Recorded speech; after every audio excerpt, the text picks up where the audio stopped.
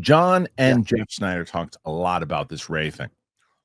So here's the initial report that came out, and then John can give me some backstory on, because again, there was a conflicting report afterwards that said, actually, no, not on hold. So let's read the first part.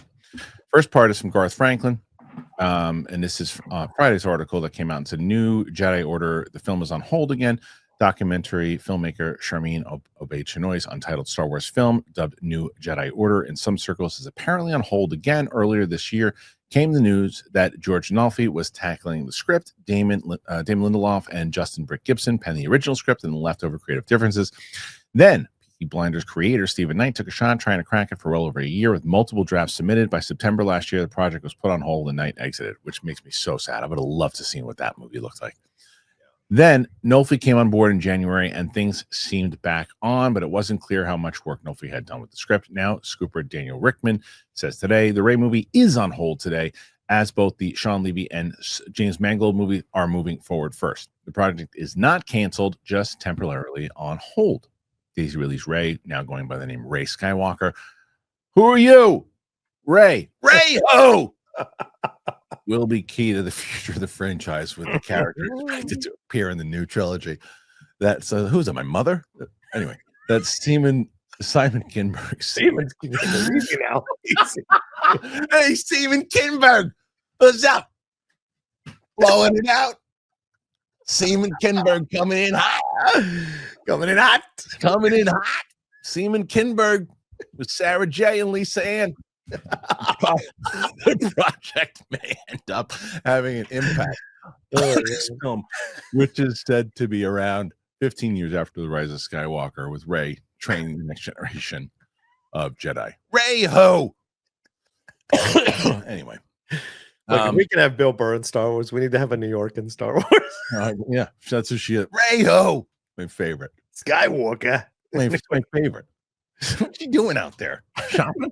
It's in the middle of nowhere. Who are you? Rey. Rey ho! Worst. Anyway. So this is gonna kill, guys. This is gonna kill. This exchange is gonna kill. Let me ask you a question. Yeah. What the hell is going on with this movie? I love True Classic. That's how I'm going to start this. I have fallen in love with them. I have so many new things, whether it comes to t-shirts, whether it is sweatpants, things I go to the gym for. I love it. I absolutely love them. At True Classic, the mission goes beyond fit and fabric. It's about helping guys show up with confidence and purpose. The gear fits right, it feels amazing, and it's priced so guys everywhere can step into confidence without stepping out of their budget. What really sets them apart, it's not just about the fit or the fabric, it's the intention behind everything that they do. True Classic was built to make an impact, whether it's helping men show up better in their daily lives, giving back to undeserved communities, or making people laugh with ads that don't take themselves too serious. They lead with purpose. So I have been loving True Classic. I got them. I've got a bunch of things that, again, like I said, shirts, pants, and I told my wife the other day, I said, I don't know if I want to go anywhere else right now. True Classic. I mean, I'm telling you, I went out to go out with some friends. I was wearing this True Classic t-shirt. They fit really nice. They just they're comfortable. It's good material. I love it. And you don't have to worry about it. Just get rid of the overpriced designer brands. Ditch the disposable fast fashion. True Classic is built for comfort. It's built to last, and it's built to give back. You can grab them anywhere, Target, Costco. You can head to trueclassic.com/Kristian. That's where you really should go, and get hooked up today. You will love it. I have been swearing by it. I'm telling you, this is me telling you straight up. I love this brand. I love True Classic. So I reached out to a couple of people who are connected. And by the way, one of them is the one that told me that Boyega is going to come back, was going to come back. Yeah. And what I hear from them is that this thing is on an indefinite hold for now. Because no one can seem to make it work. Okay. Like everyone has come in, they haven't seemed to make it work. It's gone through so many writers, as we all know. Yep. And the only thing they keep hearing though is that the trio is absolutely involved. That the goal is for Rey and Finn and Poe to come back and be a part of this thing if it ever gets off the ground. That's really the point. So they keep saying like, well, Rey's going to be in all these things and this is the plan and blah, blah, blah. And I get it. That's clearly where they want to go. But what they're hearing is that what their vibe is that they're feeling that they're probably waiting right now for Kathleen Kennedy to step down and then reevaluate what they're going to do with fresher eyes with the person or people, because the rumors carry back in Filoni, who are going to take over. And that to me makes the most sense, because you don't want to launch a whole arm of Star Wars with someone who's about to leave in charge of the franchise. What do you think? That makes sense. It just depends on, if you look at like the studio, right? And you look at basically what Catherine O'Hara is doing, that's going to be Kathleen Kennedy, right? And so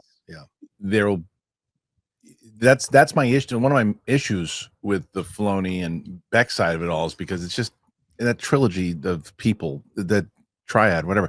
Yeah, they're still going to be running it, and they're still going to be going to her and doing things. And it's like, right, she's still EPing the other films. It's the same coaching.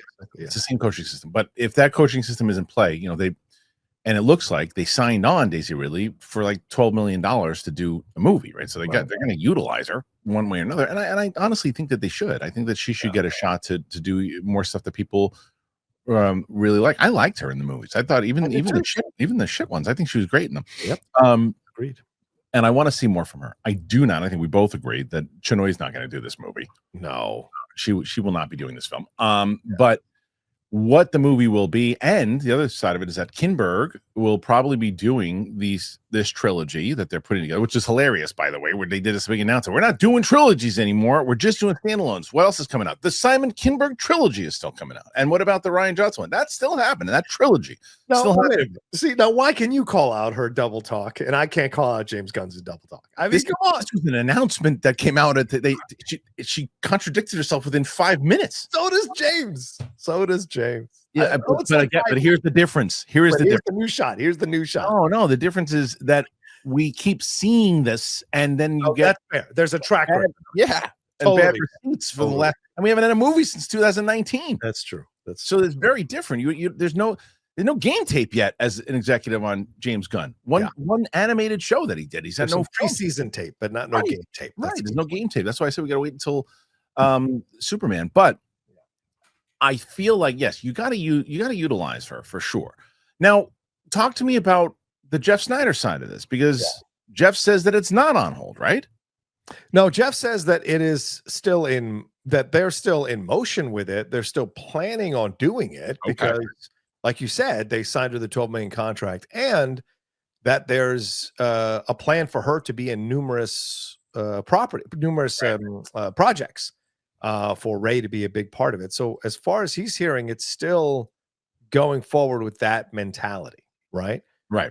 But they're definitely moving the other films forward. Yeah. And my thought was that makes sense because you want to get goodwill with the audience, and coming back with a Rey movie as your first movie out the gate was never a smart idea. Agreed. I think you'd said that as well. Yeah. So coming in, if Mandalorian Grogu hits, if the Starfighter, whatever it's called, hits, yep. And if the Mangold movie hits, they'll be in good shape.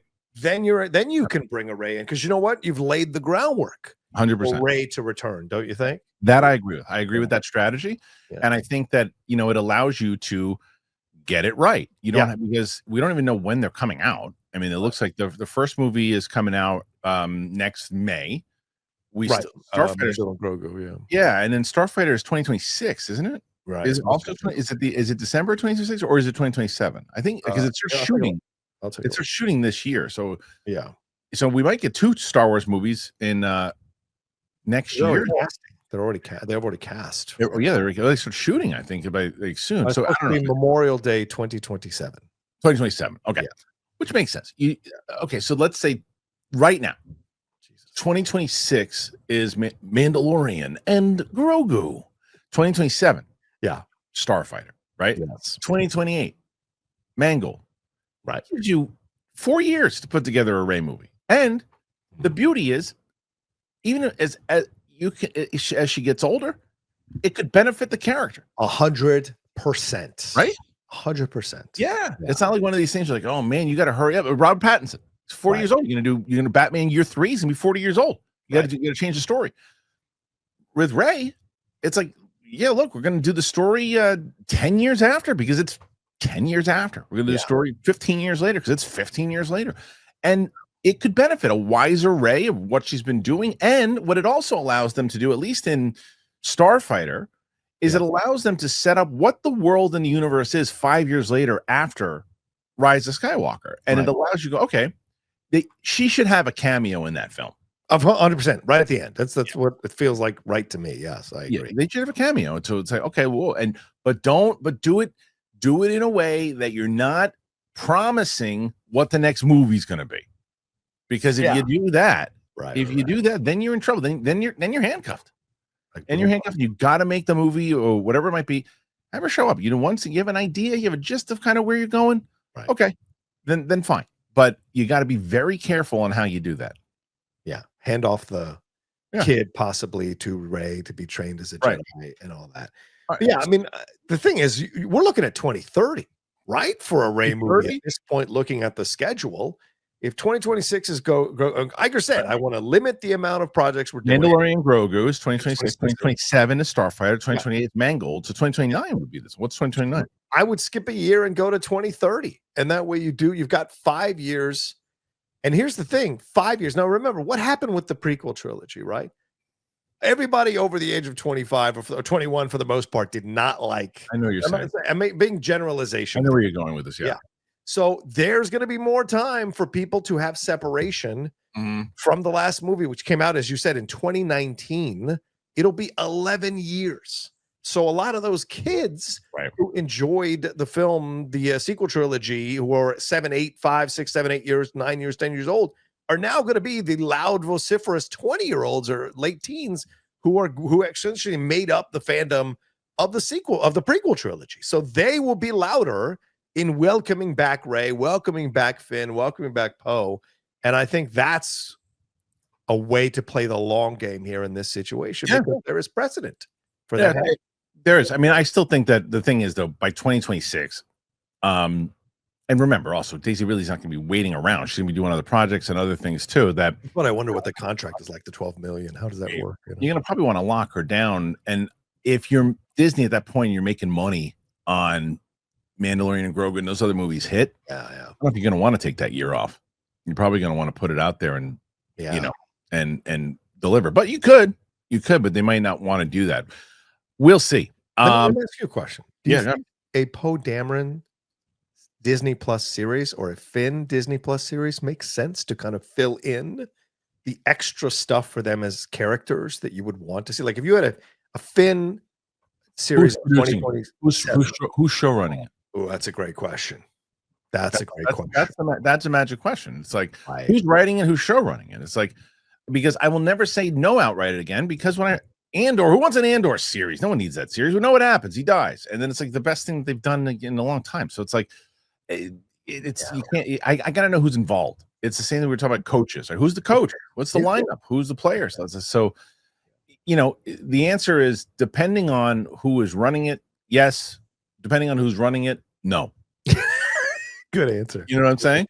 Yeah. And both those series would have to match the energy that you're going to come with the Rey movie. So you kind of have to have that all kind of mapped out ahead of time. Yeah. What say you guys? Are you ever going to see a Rey movie ever again? Light of day? Is it going to happen? Is it not going to happen? Put your thoughts in there. What happens first? The Rey movie? The Rian Johnson trilogy? The Taika movie? You got a better chance of John Roca joining the James Gunn fan club.